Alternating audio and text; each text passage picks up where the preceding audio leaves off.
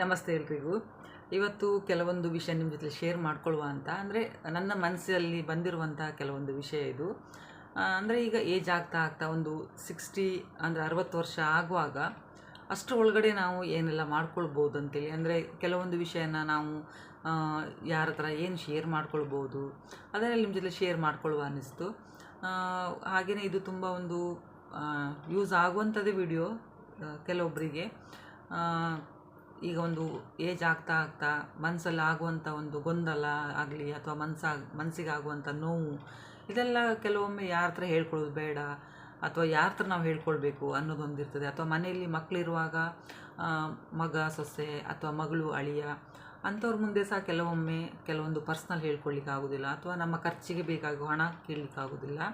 ಹಾಗಾಗಿ ಇಂಥದೆಲ್ಲ ಒಂದು ಸಿಚುವೇಶನ್ ಬರೋದಕ್ಕಿಂತ ಮೊದಲು ನಾವು ಎಷ್ಟು ಕೇರ್ಫುಲ್ ಆಗಿರಬೇಕು ಅನ್ನೋದನ್ನು ನಿಮ್ಮ ಜೊತೆ ಶೇರ್ ಮಾಡ್ಕೊಳ್ತಾ ಇದ್ದೇನೆ. ಇದು ನನ್ನ ಮನಸ್ಸಿಗೆ ಅನಿಸಿದ ನಾನು ನಿಮ್ಮ ಜೊತೆ ಶೇರ್ ಮಾಡ್ಕೊಳ್ತಾ ಇದ್ದೇನೆ. ಖಂಡಿತವಾಗ್ಲೂ ವಿಡಿಯೋ ನಿಮಗೆಲ್ಲರಿಗೂ ಸಹ ಇಷ್ಟ ಆಗ್ಬೋದು. ಇಷ್ಟ ಆದಲ್ಲೊಂದು ಲೈಕ್ ಮಾಡೋದನ್ನು ಮರಿಬೇಡಿ. ಹಾಗೆ ನನಗೆ ಕಮೆಂಟ್ ಮಾಡಿ ಹೇಳಿ ವಿಡಿಯೋ ಹೇಗೆ ಅನ್ನಿಸ್ತು ಅಂತೇಳಿ. ಅಂದರೆ ಈಗ ಒಂದು 60 ವರ್ಷ ಆಗೋಕ್ಕಿಂತ ಮೊದಲು ನಾವು ಇಂಥದ್ದೆಲ್ಲ ಒಂದು ಪ್ಲ್ಯಾನ್ ಎಲ್ಲ ಮಾಡಿ ಇಟ್ಕೊಂಡ್ರೆ ನಮ್ಮ ಒಂದು ಆ ಏಜಲ್ಲಿ ನಾವೊಂದು ಖುಷಿಯಾಗಿರ್ಬೋದು. ಅಥವಾ ಬೇರೆಯವರಿಗೆ ನಾವು ಅಂದರೆ ಅವರಿಗೆ ಡಿಪೆಂಡ್ ಆಗಿ ಇರಬೇಕನ್ನೋ ಒಂದು ಇದಾಗಿರೋದಿಲ್ಲ. ಅಂದರೆ ನಮ್ಮ ಒಂದು ಏಜ್ ಆದಾಗ ಆ ಒಂದು ಲೈಫ್ ಉಂಟಲ್ಲ, ಅದು ಒಂದು ಪ್ಲ್ಯಾನಲ್ಲಿ ನಾವು ಮಾಡಿಟ್ಕೊಂಡ್ರೆ ತುಂಬ ಸುಂದರವಾಗಿರ್ತದೆ. ಕೆಲವೊಬ್ಬರು ಅಂದ್ಕೊಳ್ಬೋದು ಈಗಿನ ಮನುಷ್ಯರದ್ದು ಆಯುಷ್ಯನೇ ಹೇಗೆ ಗೊತ್ತಿಲ್ಲ ಅಂತೇಳಿ. ಅದು ಖಂಡಿತವಾಗ್ಲೂ ಹೌದು. ಇವತ್ತು ಇದ್ದವರು ನಾಳೆ ಇಲ್ಲ, ಅಥವಾ ಈಗ ಮಾತಾಡ್ತಿದ್ದವರೇ ಒಂದು ಕ್ಷಣದಲ್ಲಿ ಇರೋದಿಲ್ಲ. ಆದರೂ ಸಹ ನಮ್ಮ ಇದನ್ನು ನಾವು ಮಾಡಿ ಇಟ್ಕೊಳ್ಳೋದು ತುಂಬ ಒಳ್ಳೆಯದು ಅನ್ನಿಸ್ತದೆ. ಮೊದಲನೇದಾಗಿ ನಾವು ದುಡಿತಾ ಇರುವಾಗ ನಮಗೆ ಅಂದರೆ ಆ ಏಜಿಗೆ ಒಂದು ಸ್ವಲ್ಪ ಅಮೌಂಟ್ ಬೇಕಾಗ್ತದಲ್ವ, ಒಂದು ಮೆಡಿಸಿನಿಗೆ ಅದಕ್ಕೆ ಇದಕ್ಕೆ ಅಂತೇಳಿ ಹಣ ಸಂಪಾದನೆ ಮಾಡೋದರಲ್ಲಿ ಸ್ವಲ್ಪ ಹಣನ ನಮಗೋಸ್ಕರ ಅಂತೇಳಿ ನಾವು ಎತ್ತಿಡೋದು ತುಂಬ ಒಳ್ಳೆಯದು. ಅಥವಾ ನಮಗೆ ಅಲ್ಲಿದ್ದು ನಮ್ಮನ್ನು ನಂಬಿಕೊಂಡು ಬಂದಂಥವರಿಗೆ ಅಂತ ಹೇಳಿ ಅದು ಸ್ವಲ್ಪ ತೆಗೆದಿಡ್ಬೇಕಂದ್ರೆ ಹೆಂಡತಿಗೆ, ಅಥವಾ ಹೆಂಡತಿ ಏನಾದರೂ ಸೇವಿಂಗ್ಸ್ ಮಾಡ್ತಾಯಿದ್ರೆ ಗಂಡನಿಗೆ, ಆ ಥರ. ಅಂದರೆ ನಮ್ಮ ಕೊನೆಗಾಲದಲ್ಲಿ ಅದನ್ನು ಬೇಕಾಗ್ತದೆ ನಮಗೆ. ಅಂದರೆ ಫ್ರೆಂಡ್ಸ್, ಯಾವ ಟೈಮಲ್ಲಿ ಯಾರು ಹೇಗೆ ಬದಲಾಗ್ತಾರಂತೇಳಿ ಗೊತ್ತಿಲ್ಲ ಅಲ್ವಾ. ಎಲ್ಲ ಮಕ್ಕಳು ಒಂದೇ ಥರ ಇರೋದಿಲ್ಲ, ಕೆಲವೊಬ್ಬರು ಇರ್ತಾರೆ, ಚೇಂಜ್ ಆಗ್ತಾ ಇರ್ತಾರೆ. ಆ ಟೈಮಲ್ಲಿ ನಮ್ಮ ಜೀವನಕ್ಕೆ, ನಮ್ಮ ಆರೋಗ್ಯಕ್ಕೆ ನಮಗೆ ಹಣ ತುಂಬ ಮುಖ್ಯ ಆಗಿರ್ತದೆ. ಅದರ ನಂತರ ಅಂತೇಳಿದರೆ ಒಂದು ವೇಳೆ ಗಂಡ ಸತ್ತರೆ ಹೆಂಡತಿಗೆ, ಹೆಂಡತಿ ಸತ್ತರೆ ಗಂಡ, ಅಂದರೆ ಒಂಥರ ನರಕ ಯಾತನೆ ಅದೆಲ್ಲ. ಆ ಟೈಮಲ್ಲಿ ನೀವು ಆ ಒಂಟಿ ಜೀವನನ ಮನೆ ಒಳಗಡೆ ಕಳೀಲಿಕ್ಕೆ ಹೋಗಬೇಡಿ. ಸ್ವಲ್ಪ ಹೊರಗಡೆ ಹೋಗಿ 4 ಜನರ ಜೊತೆಯಲ್ಲಿ ಬೆರೀರಿ, ದೇವಸ್ಥಾನಕ್ಕೆ ಹೋಗಿ ಅಥವಾ ಪಾರ್ಕಿಗೆ ಸ್ವಲ್ಪ ವಾಕಿಗೆ ಹೋಗಿ, ಈ ಥರ ಎಲ್ಲ ಮಾಡ್ತಾ ಬಂದರೆ ಸ್ವಲ್ಪ ಸ್ಟ್ರೆಸ್ ಏನಾದರೂ ಇದ್ರೂ ಸಹ ಕಮ್ಮಿ ಆಗ್ತದೆ. ಮತ್ತು ಹೊರಗಡೆ ಬಂದು ಒಂದು 4 ಜನರನ್ನು ಗುರ್ತ ಮಾಡಿಕೊಂಡ್ರೆ ಸ್ವಲ್ಪ ಫ್ರೆಂಡ್ಸ್ ಆದರೂ ಆಗ್ತಾರೆ. ಮನೆಯಲ್ಲಿ ಅಂದರೆ ಯಾರೂ ಹೇಳ್ಕೊಳ್ಳಿಕ್ಕಿಲ್ಲ ಅಂತೇಳಿದ್ರು ಸಹ ಒಂದು ಜೀವನದಲ್ಲಿ ಒಂದು ಒಳ್ಳೆ ಫ್ರೆಂಡ್ ಇರಬೇಕಂತ ಹೇಳ್ತಾರಲ್ವ, ಅಂಥವರನ್ನು ನೀವು ಸಂಪಾದನೆ ಮಾಡ್ಕೊಳ್ಬೋದು. ಕೆಲವೊಬ್ಬರ ಮನೆಯಲ್ಲಿ ತಾಯಂದಿರು ಸ್ವಲ್ಪ ಸ್ಟ್ರೆಸ್ ಆಗ್ತಾರೆ. ಗಂಡು ಮಕ್ಕಳು ಮದುವೆ ಆದ ನಂತರ ಹೆಂಡತಿ ಮಾತು ಕೇಳಿ ತಾಯಿ ಮಾತು ಕೇಳೋದಿಲ್ಲ ಅಂತೇಳಿ, ಅಂದರೆ ತಂದೆ ತಾಯಿ ಮಾತು ಕೇಳೋದಿಲ್ಲ ಅಂತೇಳಿ ಅದಕ್ಕೇ ತುಂಬ ಅವರು ಟೆನ್ಷನ್ ಮಾಡ್ಕೊಳ್ತಾರೆ. ಖಂಡಿತವಾಗ್ಲೂ ಆ ಥರ ಒಂದು ಟೆನ್ಷನ್ ಮಾಡ್ಕೊಳ್ಳಿಕ್ಕೆ ಹೋಗಬೇಡಿ. ಈಗಾಗಲೇ ನೀವು ಮಾಡಿರುವಂಥ ಸಾಲ ಏನಾದರೂ ತೀರಿಸಿದರೆ ನೀವು ಅದೃಷ್ಟವಂತರೇ ಅಂತ ಹೇಳ್ಬೋದು. ಯಾಕಂತೇಳಿದರೆ ಸಾಲ ತೀರ್ದೇ ನಿಮ್ಮ ಜಾಬ್ ರಿಟೈರ್ಮೆಂಟ್ ಆಯಿತು ಅಥವಾ ನಿಮಗೇನಾದರೂ ಹೆಲ್ತ್ ಅಪ್ಸೆಟ್ ಆಯ್ತು ಅಂತ ಹೇಳಿದರೆ ಆ ಸಾಲನ ಮಕ್ಕಳು ತುಂಬಬೇಕಾಗಿ ಬರ್ತದೆ. ಅವು ತುಂಬು ಜೊತೆಯಲ್ಲಿ ಅಂದರೆ ಅವರ ಕೆಲವೊಂದು ಚುಚ್ಚು ಮಾತನ್ನು ಸಹ ನೀವು ಕೇಳಬೇಕಾಗ್ತದಲ್ವ. ಅದಕ್ಕೇ ಹೇಳೋದು, ನೀವು ಇರುವಷ್ಟು ದಿನ ಖುಷಿಯಾಗಿರಿ, ಮತ್ತು ಸಾಲನ ಜಾಸ್ತಿ ಮಾಡ್ಕೊಳ್ಳಿಕ್ಕೆ ಹೋಗ್ಬಿಡಿ. ಯಾಕಂದರೆ ಒಬ್ಬರು ತಂದೆ ತಾಯಿ ಮನಸ್ಸಲ್ಲಿ ಇರ್ತದೆ, ನಾವು ಕಷ್ಟಪಟ್ಟಿದ್ದು ಸಾಕು, ಮಕ್ಕಳಿನ್ನೂ ಕಷ್ಟಪಡಬಾರ್ದು ಅಂತೇಳಿ. ಅದಕ್ಕೋಸ್ಕರ ಸಾಲ ಮಾಡಿ ಆದರೂ ಮಕ್ಕಳನ್ನು ಸಾಕೋ ಪ್ರಯತ್ನ ಮಾಡ್ತಾರೆ ಕೆಲವೊಬ್ಬರು.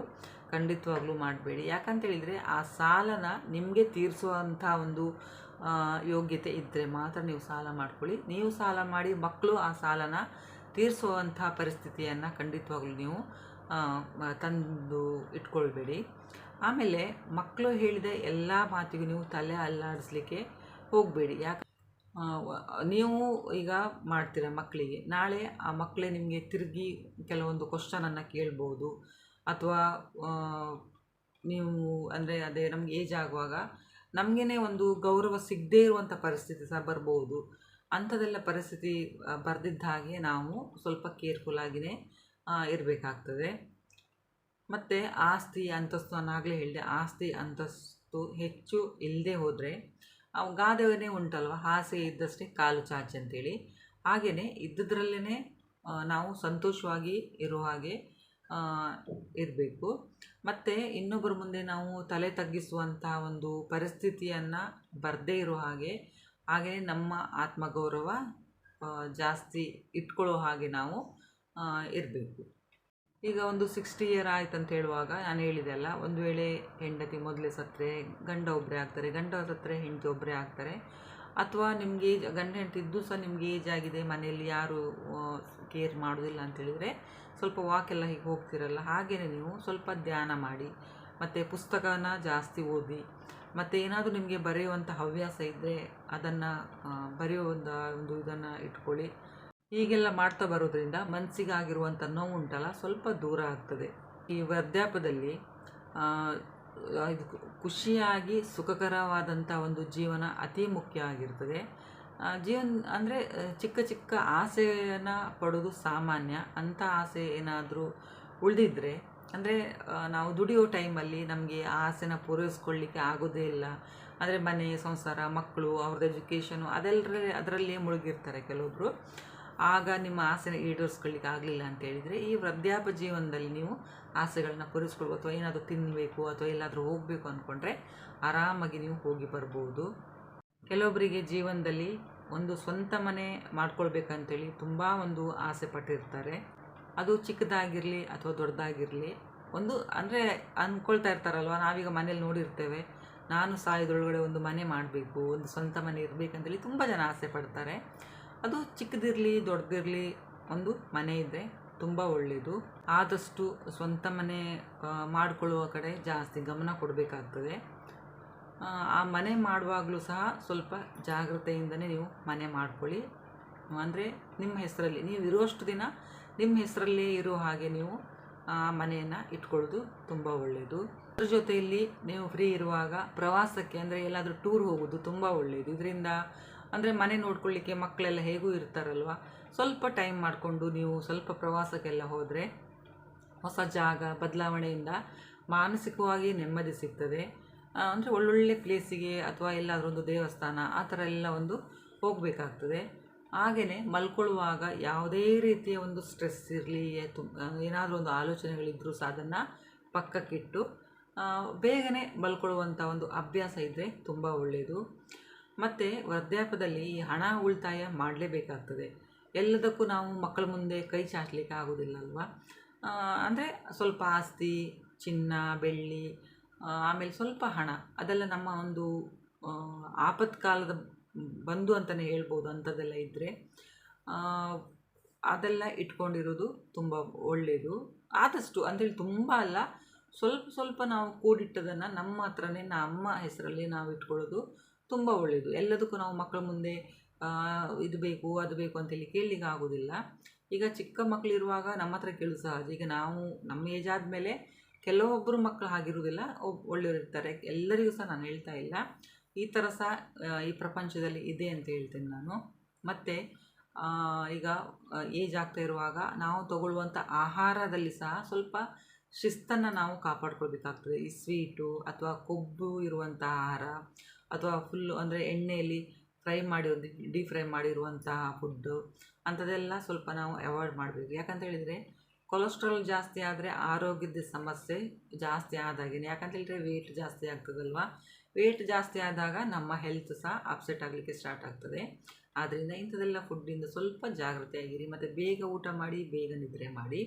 ಇನ್ನೊಂದು ಅಂತ ಹೇಳಿದರೆ ನಿಮಗೇನಾದರೂ ಸ್ಮೋಕಿಂಗು ಅಥವಾ ಡ್ರಿಂಕ್ಸ್ ಅದೆಲ್ಲ ಅಭ್ಯಾಸ ಇದ್ದರೆ ಅದನ್ನು ಬಿಟ್ಟು ಬಿಡಲಿಕ್ಕೆ ಟ್ರೈ ಮಾಡಿ. ಈಗಲೇ ಟ್ರೈ ಮಾಡಿ, 60 ವರ್ಷ ಆದಮೇಲಲ್ಲ, ಒಂದು 40-45 ಆಗುವಾಗಲೇ ಬಿಡಲಿಕ್ಕೆ ಟ್ರೈ ಮಾಡಿದರೆ ತುಂಬ ಒಳ್ಳೆಯದು.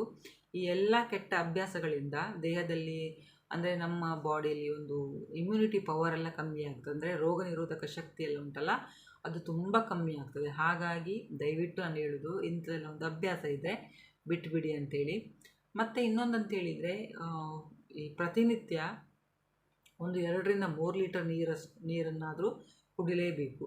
ನೀರು ನಾವೆಷ್ಟು ಸೇವನೆ ಮಾಡ್ತೀವಿ, 3 ಲೀಟರ್ ನೀರು ಸೇವನೆ ಮಾಡ್ತೀವಿ ನೋಡಿ, ಅಷ್ಟು ನಾವು ಈ ಮಲಬದ್ಧತೆಯಿಂದ ದೂರ ಇರ್ಬೋದು.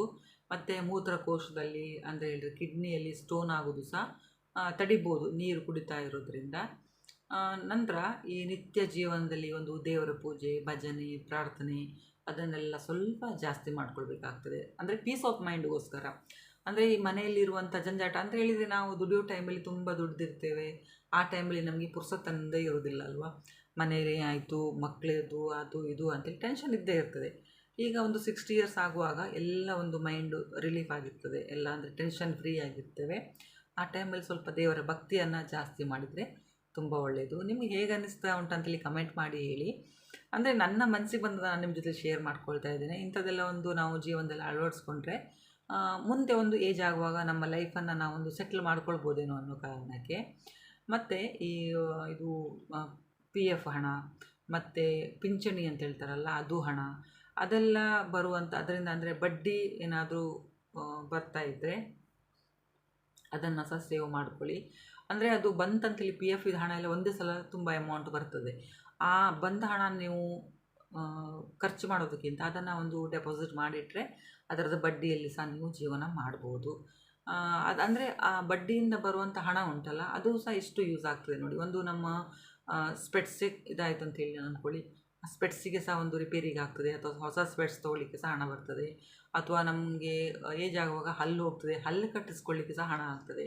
ಒಂದು ಸಣ್ಣ ಪುಟ್ಟ ಖರ್ಚು ಅಥವಾ ಮೆಡಿಸಿನ್ ಬೇಕಾಗ್ತದೆ. ಈಗ BP, ಶುಗರು ಅಂಥದ್ದೆಲ್ಲ ಒಂದು ನಾರ್ಮಲ್ ಕಾಯಿಲೆಗಳೆಲ್ಲ ಸ್ಟಾರ್ಟ್ ಆಗಿದೆಯಲ್ಲ, ಅಂಥದಕ್ಕೆ ಸಹ ಹಣ ಬೇಕಾಗ್ತದೆ. ಅಥವಾ ಏನಾದರೂ ನಮಗೆ ತಿನ್ನಬೇಕಂತೇಳಿ ಆಸೆ ಆಗ್ತದೆ, ಅದಕ್ಕೆ ಸಹ ಆಗ್ತದೆ ಈ ಹಣ.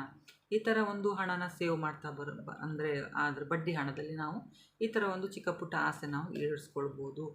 ಮತ್ತು ಮಕ್ಕಳ ಮುಂದೆ ಯಾವಾಗಲೂ ಇದೊಂದು ನನ್ನ ಸಜೆಷನ್ ಅಂದ್ಕೊಳ್ಳಿ.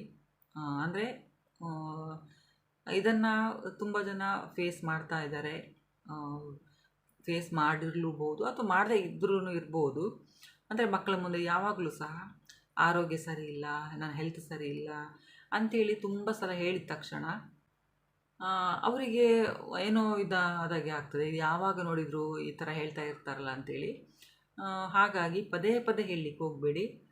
ಒಂದು ಸಲ ಹೇಳಿ, 2 ಸಲ ಹೇಳಿ, ಮತ್ತು ಪದೇ ಪದೇ ಹೇಳಲಿಕ್ಕೆ. ಅದಕ್ಕೆ ಹೇಳಿದ್ದು ನಾನು, ನಮ್ಮ ಹತ್ರ ನಾವು ಅಮೌಂಟನ್ನು ಸೇವ್ ಮಾಡಿ ಇಟ್ಕೊಂಡ್ರೆ ನಮಗೆ ಏನಾದರೂ ಹೆಲ್ತ್ ಅಪ್ಸೆಟ್ ಆದರೆ ನಾವೇ ಡಾಕ್ಟರ್ ಹತ್ರ ಹೋಗ್ಬೋದು, ಮೆಡಿಸಿನ್ ತೊಗೊಳ್ಬೋದು, ಅಥವಾ ನಮಗೆ ಏನು ಬೇಕೋ ಅದನ್ನು ನಾವು ಮಾಡ್ಕೊಳ್ಬೋದು. ಅಥವಾ ನಮಗೆಲ್ಲಾದರೂ ಹೋಗ್ಬೇಕನ್ನಿಸಿದರೆ ಹೋಗಿ ಬರ್ಬೋದು. ಹಾಗೆ ನಿಮಗೆ ತೀರಾ ಹತ್ತಿರವಾಗಿರುವಂಥ ವ್ಯಕ್ತಿಗಳು, ಅಂದರೆ ಎಲ್ಲರೂ ಸಹ ಅಲ್ಲ, ನೀವು ಒಂದು 10 ಜನ ಫ್ರೆಂಡ್ಸ್ ಇದ್ದರೆ ಅದರಲ್ಲಿ 10 ಜನ ಸಹ ಒಳ್ಳೆಯದಿರೋದಿಲ್ಲ. ಇದು ನನ್ನ ಪರ್ಸ್ನಲ್ ಇದು ನಿಮ್ಗೆ ಹೇಳ್ತಾ ಇರೋದು. 10 ಜನ ಸಹ ಒಳ್ಳೆಯದಿರೋದಿಲ್ಲ, ಅದರಲ್ಲಿ ಒಬ್ಬರು ಒಳ್ಳೆಯರಿರ್ತಾರೆ. ಅದು ಸಹ ನೀವು ತುಂಬ ಅದೃಷ್ಟ ಮಾಡಿರಬೇಕು ಅಂತ ಅಷ್ಟು ಒಳ್ಳೆ ಫ್ರೆಂಡ್ ಸಿಗಲಿಕ್ಕೆ ಸಹ. ಅಂಥ ಒಂದು ಫ್ರೆಂಡನ್ನು ಇದ್ದರೆ ನಿಮಗೆ, ಅವ್ರ ಹತ್ರ ನೀವು ಮನಸ್ಸಿಗಾಗಿರುವಂಥ ನೋವು ಅಂಥದ್ದೆಲ್ಲ ನೀವು ಒಂದು ಮನಸ್ಸು ಬಿಚ್ಚಿ ನೀವು ಮಾತಾಡ್ಬೋದು. ಅಂಥ ಫ್ರೆಂಡ್ ನಾನು ಯಾವ ಫಸ್ಟಿಗೆ ಹೇಳಿದೆ, ಅಂಥದ್ದೆಲ್ಲ ಒಂದು ಫ್ರೆಂಡ್ ಸಿಗಲಿಕ್ಕೆ ನಾವು ಅದೃಷ್ಟ ಮಾಡಿರಬೇಕಂತೇಳಿ. ಅಂಥವ್ರು ಏನಾದರೂ ಫ್ರೆಂಡ್ಸ್ ಇದ್ದರೆ ನಿಮ್ಮ ಮನಸ್ಸಿಗೆ ಏನಾದರೂ ನೋವು ಆದರೆ ಖಂಡಿತವಾಗ್ಲೂ ಅವ್ರ ಹತ್ರ ನೀವು ಶೇರ್ ಮಾಡ್ಬೋದು. ಫ್ರೆಂಡ್ಸ್, ಈ ವಿಡಿಯೋ ನಿಮ್ಗೆ ಹೇಗೆ ಅನ್ನಿಸ್ತು ಅಂತೇಳಿ ಕಮೆಂಟ್ ಮಾಡಿ ಹೇಳಿ. ಇದು ನಾರ್ಮಲ್ ಆಗಿ ಪ್ರಪಂಚದಲ್ಲಿ ನಡೆಯುವಂಥದ್ದೇ ನಾನು ಹೇಳ್ತಾ ಇರೋದು. ನನಗೆ ತುಂಬ ಒಂದು ಕನೆಕ್ಟ್ ಆಗಿರುವಂಥ ಒಂದು ವಿಷಯ ಇದೆಲ್ಲ, ಹಾಗಾಗಿ ನಿಮ್ಮ ಜೊತೆ ಶೇರ್ ಮಾಡಿಕೊಂಡೆ. ವಿಡಿಯೋ ನೋಡಿದ್ದಕ್ಕೆ ಥ್ಯಾಂಕ್ ಯು.